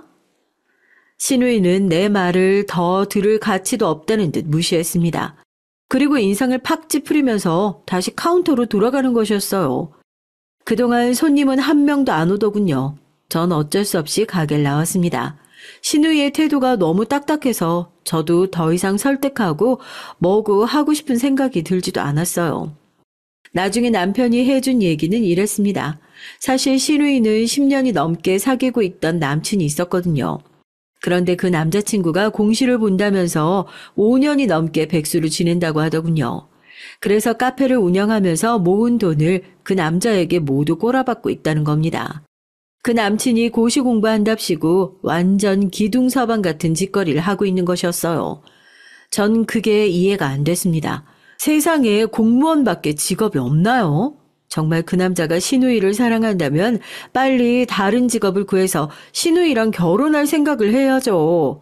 그런데 남동생이 먼저 결혼할 사람이라고 저를 데려오니까 시누이는 질투가 났었던가 봐요.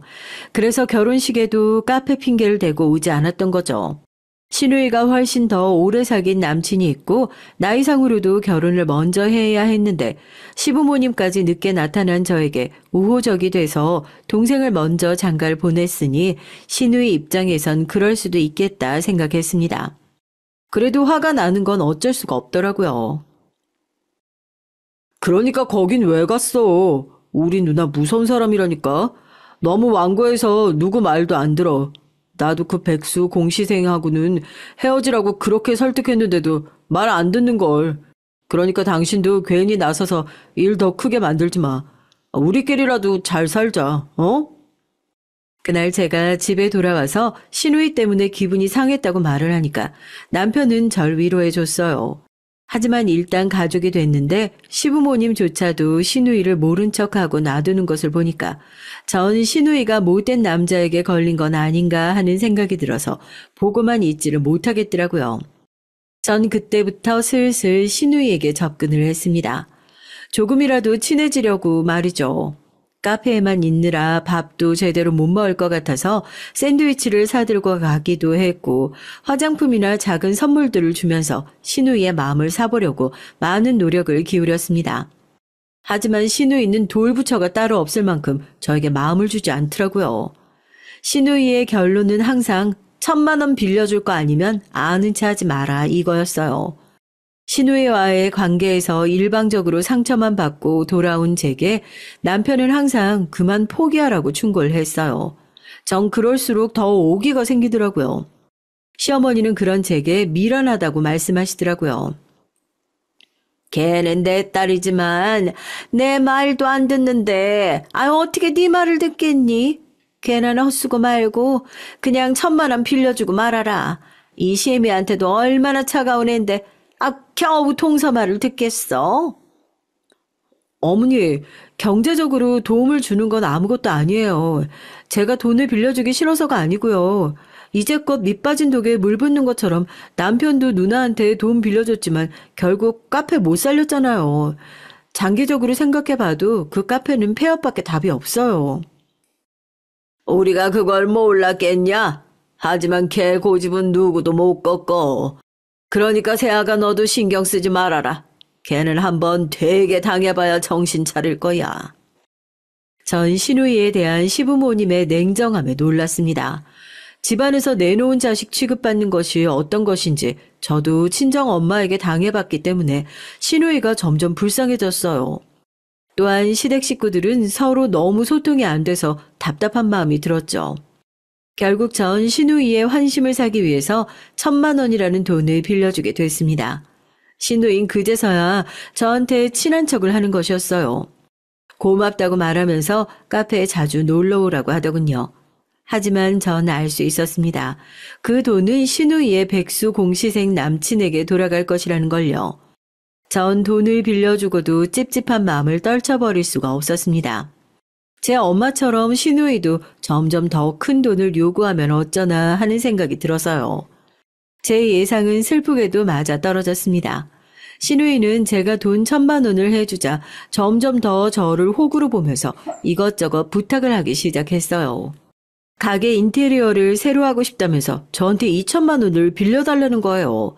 그래서 1,000만 원 빌려준 지 얼마나 됐다고 그러냐고 말을 했더니 또 냉정해져선 저한테 말도 안 걸더군요. 그때는 신우이의 비뚤어진 심성을 제 힘으로 고쳐보겠다고 노력을 많이 했습니다. 하지만 신우이는 정말 저를 돈줄로만 보고 있는 게 느껴졌어요. 전 신우이와 더 엮이는 것을 포기하게 됐습니다. 남편은 누나가 그럴 줄 알았다고 하면서 저에게 잘난 척을 하더군요. 남편도 예전에 다 겪어본 일이니까 결과가 뻔하게 보였다고 말이죠. 시어머니는 제가 신우이에게 1,000만 원을 빌려주자 잠깐 절 대견해 하시는 듯 했어요. 그러나 그 후로 신우이가 부탁하는 것들을 안 들어주자 다시 저한테 매달리셨습니다. 예, 그래도 네가 우리 집안 가장이나 마찬가지인데 네 신우이 하자는 대로 좀 해줘. 아, 너 돈 잘 벌잖니? 너한텐 1,000만 원이든 2,000만 원이든 한두 달 만에 일하면 금방 버는 돈 아니야. 그냥 달라는 것도 아니고 카페 잘 되면 걔가 갚는다고 하잖아. 그러니까 우리 딸 돈 좀 빌려줘. 어? 아니에요, 어머니. 제가 처음부터 형님에게 1,000만 원 드리는 게 아니었어요. 그 카페 폐업해야 마땅할 곳인데 형님이 아직까지 고집을 부리시는 걸 보면요. 뭔가 카페가 아닌 다른 곳에 쓰실 돈이 있었던 것 같아요. 너는 애가 왜 그러니? 안 빌려줄 거면 말지. 왜 내 앞에서 우리 딸 험담을 하는 거야? 사실관계는 잘 알아보고 나서 그런 소리를 하는 거면 몰라. 네가 뭘 안다고 우리 집안 일에 나서긴 나서?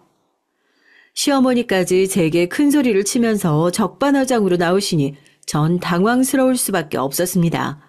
전 옳은 말만 했는데도 이리 치이고 저리 치이고 무슨 동네북이 된 듯한 느낌이었어요.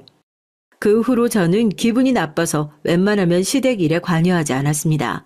시어머니 앞에서도 그저 겉으로 웃는 척만 하고 신우이에 대한 말은 일절 안 하게 됐죠.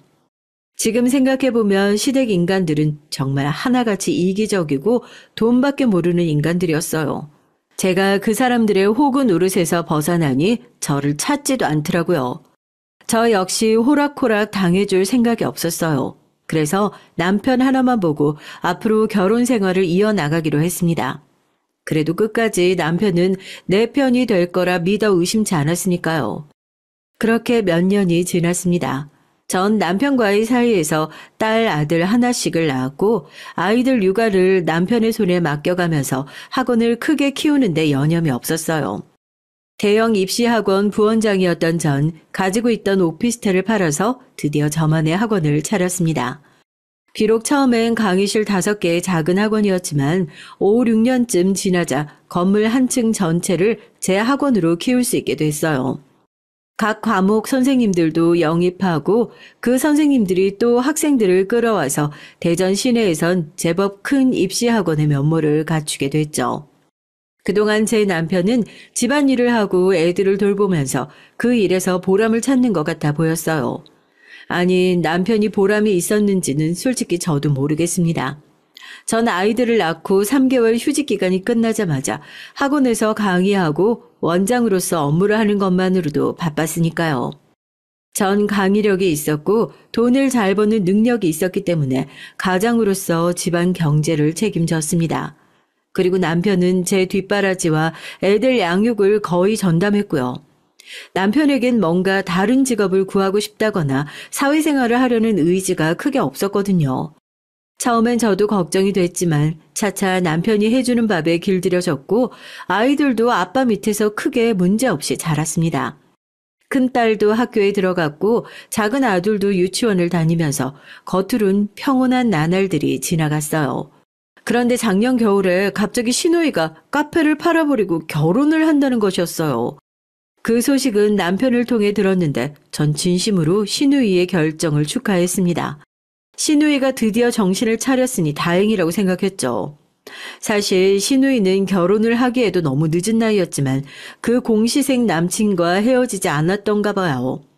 그동안 결혼을 하지 않고 카페에 딸린 작은 방에서 두 사람이 동거를 했는데 드디어 작년에 혼인신고하고 카페는 팔아서 살 집을 마련했다나요?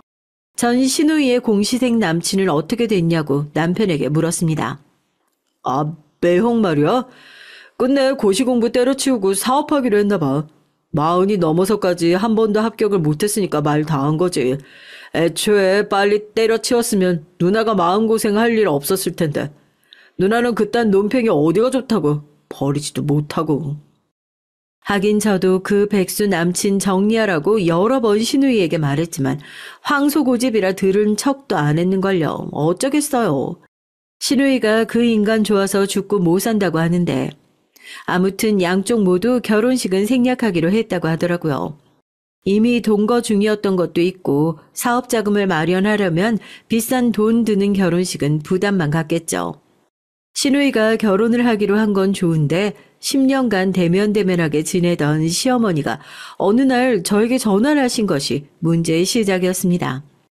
같은 대전에 살았어도 시어머니는 제 애들 아기 때 봐주신 적 한 번 없고 특별한 일이 없으면 저희 집에 잘 찾아오지도 않으시는 분이었거든요. 게다가 시어머니는 전에 없이 상냥한 목소리로 전화를 하셨습니다. 예, 잘 지내고 있니? 아니, 내가 너한테 할 말이 좀 있어. 네? 그런데 무슨 일로 어머니가 먼저 전화하신 적 거의 처음인 것 같아서요. 다름이 아니고 우리 딸이 결혼식 안 하는 거 너도 알지? 그래도 시집을 보내는데 쓰던 가구, 가전 가지고 새 집에 들어가게 할 순 없잖니. 그러니까 마지막이라고 생각하고 네 시누이 살림살이 사게 네가 한 3천만 원만 보태라. 내가 우리 사위 사업 잘만 되면 금방 갚으라고 할 테니까. 알겠지? 내 계좌로 빨리 보내. 어머니, 그게 무슨 말씀이세요? 10년 전에 시누이가 저한테 빌려갔던 1,000만 원도 못 받았는데 제가 3천이란 돈이 어디 있어요. 저도 이제 제 학원 운영하는 사람이에요. 그렇게 큰 돈 못 드려요. 선생님들 월급, 학원 월세 나가는 것만 해도 저희들 살기 빠듯해요. 아니, 그래서 못 주겠다는 거냐? 아이고, 돈 잘 버는 애가 더 한다더니 넌 우리 가족들을 가족으로 생각도 안 하니? 이 시애미가 좋게 말하니까 우습게 보여? 전 너무 어이가 없어서 심장이 두근거리고 혈압이 쫙 오르더라고요.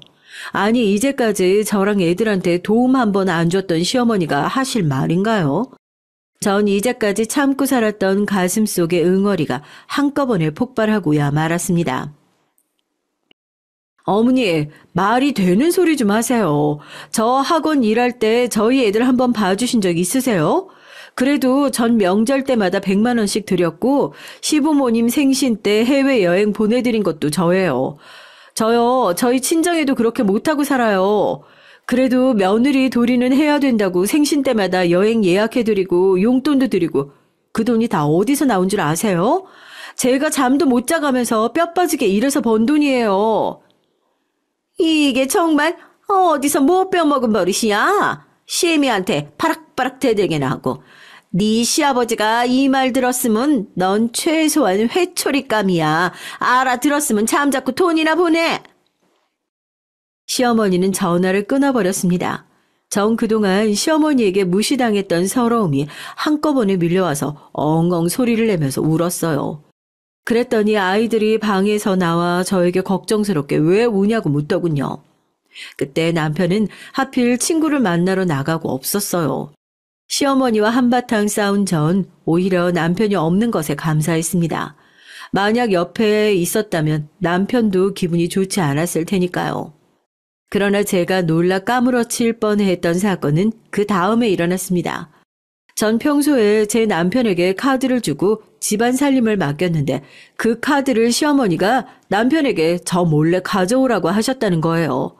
남편은 처음엔 저한테 들킬 것을 우려해서 거절했지만 시어머니는 막무가내로 고집을 부리며 제 카드를 뺏듯이 가져가셨답니다. 다음 날 시어머니는 그 카드로 시누이와 백화점에 가서 폭풍 쇼핑을 하셨더라고요. 제가 어떻게 알았냐고요? 평소에 남편이 카드를 쓸 때는 하루에 기껏해야 20만 원 이상이 안 되잖아요. 그래서 결제 알림은 20만 원 이상 쓰면 오도록 해놨거든요. 그런데 그날은 백화점 여는 시간부터 계속해서 결제 알림이 오는 거예요. 전 그때 수업 준비를 하고 있었는데 계속해서 오는 문자 내용이 냉장고, TV, 침대 이런 것들이었습니다. 전 깜짝 놀라서 남편에게 전화를 했어요. 어떻게 된 거냐고 남편을 추궁했더니 남편이 그제서야 시어머니가 카드를 뺏어갔다고 이실직고를 하는 겁니다. 사태를 알아차린 전 정신없이 전화를 끊고 일단 카드 정지를 시킨 후 분실 신고를 했어요. 그랬더니 시어머니가 제게 득달같이 전화를 했더라고요. 너 이 카드 왜 안 되니? 얼른 카드 정지 풀지 못해? 어머니, 범인이 어머니였어요? 저 돈 못 빌려드린다고 분명 말씀드렸잖아요. 얼른 물건 산 거 취소 환불해주세요. 아니면 정말 어머니 쇠고랑 차실 수 있으세요? 제 말이 끝나기도 전에 어머니는 길길이 날뛰며 제게 소리를 치셨습니다. 너는 가족도 아니라면서 어떻게 시누이가 결혼하는데 며느리가 돼서 한 푼도 안 내놓으려고 하냐면서 저에게 마구 퍼부어대시는 거예요. 하도 기가 막혀서 전화를 끊고 시어머니를 차단해버렸습니다. 그리고 경찰서에 시어머니 전화번호를 가르쳐주고 지금 이 사람이 제 카드를 훔쳐가서 마구 긁고 있다고 신고를 했어요. 경찰이 그 백화점으로 출동했고 시어머니와 시누이는 그 자리에서 현행범으로 체포되어 경찰서에 끌려갔습니다. 시댁은 그 일로 발칵 뒤집혔죠. 시아버지는 놀라서 경찰서로 달려오셨고 남편도 저에게 화를 내면서 시어머니께 사과하라고 하더군요. 하지만 전 여차하면 남편과의 연도 끊으려고 생각하고 있었습니다. 저를 속이고 시어머니에게 카드를 줘버린 남자를 어떻게 믿고 가정살림을 맡기겠어요. 경찰들은 그냥 좋게 합의를 하라고 했지만 전 그러고 싶지 않았습니다. 경찰 아저씨, 저 이 사람들 몰라요. 그러니까 그냥 법대로 해주세요. 제 카드로 3천만 원이나 물건을 산 이 사람들 꼭 유치장에 가둬주세요. 아니, 네가 죽으려고 환장했니? 어디 며느리가 시어머니를 고발해. 그깟 카드 좀 갖다 썼다고. 가족이면 그럴 수도 있지. 시아버지가 서슬퍼렇게 소리를 지르는 걸 본 저는 이 인간들과 인연 끊어야겠다 굳게 결심을 했습니다. 그나마 남편은 옆에서 상황 돌아가는 걸 보더니 다시 저한테 매달리는 거였어요.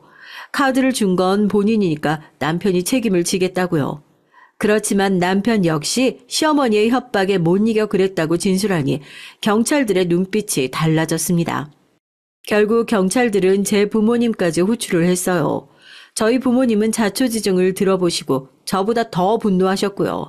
당장 이혼하라고 하면서 저와 애들을 남편과 격리시키겠다고까지 하셨죠. 도둑놈의 집안과 더 이상 사돈관계를 유지할 수 없다는 이유였습니다. 친정 엄마는 시어머니에게 사태질을 하면서 소리를 지르셨어요. 우리 영지가 너무 착해서 너 같은 못된 시애미 말 그동안 찍소리 안 하고 잘 들었던 거지. 그러니까 우리 집안이 호구로 보이냐? 당장 이혼할 거니까 그리 알고 네 딸녀는 우리 딸한테 4천만 원 갚아야 되니까 그런 줄 알아. 아니 이 옆에 내가 경찰서까지 와서 교양 없이 소리를 질러? 내가 뭘 한 게 있다고 고소를 당해? 가족끼리 카드 좀 쓴 게 뭐가 어때서? 경찰들은 두 사돈들을 말리느라 진땀을 뺐습니다. 그리고 경찰들은 민사소송을 하라면서 시어머니를 훈방 조치했어요. 쓴 카드는 다 취소하고 환불시켰고요. 전 남편을 냉담하게 바라봤습니다. 남편은 슬픈 얼굴로 저한테 용서를 구했지만 전 생각할 시간을 갖자고 말했어요. 남편과 저는 지금 별거 숙려 기간을 갖고 있습니다. 이대로 이혼을 해야 할지 남편만 그 도둑놈 집안에서 데리고 나올지 전 아직도 갈등하고 있습니다. 여러분이 제 입장이라면 어떻게 하시겠어요? 남편까지 이혼하고 연을 끊어버리기엔 애들이 불쌍해요. 그렇다고 이 인간을 믿자니 다시 시어머니의 꿰매 빠져서 제 카드를 주면 어떡하나 걱정이 됩니다. 여러분들의 현명한 판단을 부탁드려요. 제 얘기는 여기서 끝이 났습니다. 긴 얘기 들어주셔서 감사합니다.